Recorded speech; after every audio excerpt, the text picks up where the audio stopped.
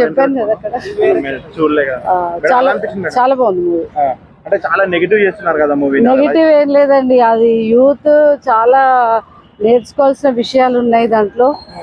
ప్రతి ఒక్కరు ఎవరైతే ఓటు వేయమని ఇంట్లో కూర్చుంటారు కదా, వాళ్ళకి చెంపపెట్టు లాంటి ఆన్సర్ ఇది. తర్వాత డబ్బులు తీసుకొని మరీ మీరు న్యాయాన్ని చేయండి అన్నది బాగా నచ్చింది. 20,000 తీసుకొని మీరు ఓటు ఎవరికి వేయాలో వాళ్ళకి వేయండి అనేది.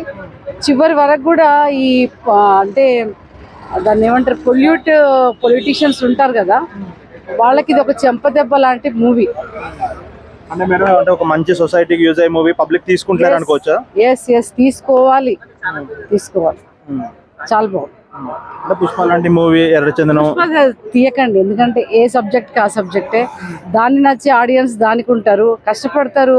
వాళ్ళేదో ఎంటర్టైన్మెంట్ కోసం చూస్తారు. ఆ సినిమా చూసినంత మాత్రాన్ని పోయి ఆ పుష్పలాగా అవ్వరు కదా. జస్ట్ ఏదో పాటలు, మూవీ, స్టోరీలు అంతే, అంతవరకే ఉంటారు జనాలు. సినిమాల వల్ల మారేది ఉంటే ఎప్పుడో మారేది ఇండియా మొత్తం. అంటే ఈ మూవీ వల్ల కూడా ఏం ఎఫెక్ట్ ఉంటుంది అంటే ప్రజలకు? 100% ఉంటుంది. మంచిది ఎప్పుడైనా కానీ ఆదరిస్తారు. ప్రతి ఒక్కరి లోపల కూడా ఐడియాస్ వస్తాయి కదా. ఓటేసే ముందు కంపల్సరీ ఆలోచిస్తారు కదా. అంటుంది మనం ఇప్పుడు లక్కీ భాస్కర్ చూసి 6 పిల్లలు వెళ్ళిపోయారు మన తెలంగాణ, ఆంధ్రాలో. అలా అవుదామని అంటే ఇంపాక్ట్ ఉంటది కదా పబ్లిక్ పైన. సో దాని గురించి సోషల్ మీడియా అనేది చాలా పవర్ఫుల్ ఈ రోజుల్లో. ఇది అంటే మూవీలు ఇంకా ఎక్కువ ఎఫెక్ట్ చేస్తాయి మంచిని, చెడును కాదని నా ఉద్దేశం. మరి నేను ఈ తరానికి చెందిన దాన్ని కాదు కాబట్టి నాకు అట్లా అనిపిస్తుంది. రామ్ చరణ్ గారి పర్ఫార్మెన్స్ ఎలా అనిపించింది మీకు? చాలా బాగా చేశాడు, చాలా బాగా చేశాడు. అంటే రంగస్థలం అంతా ఆ లెవెల్లో చేశాడా? ఇంకా బాగా చేశాడు. యూత్ కి కావాల్సింది రంగస్థలం కాదు, ఈ మూవీ గేమ్ చేంజరే ఉండాలి. ఆ నెగిటివ్ చెప్పే వాళ్ళు నెగిటివ్ గానే చెప్తారు. అంటే వాళ్ళ ఐడియాలజీ ఉంటుంది కదా అది. మేడం ఒక కొంతమంది ఫ్యాన్స్ పని కట్టుకొని మూవీ నెగిటివ్ చేస్తారు అనుకోవచ్చా ఈ లెవెల్లో? నేను అది నాకెట్లా తెలుస్తుంది తెలియదు కదా.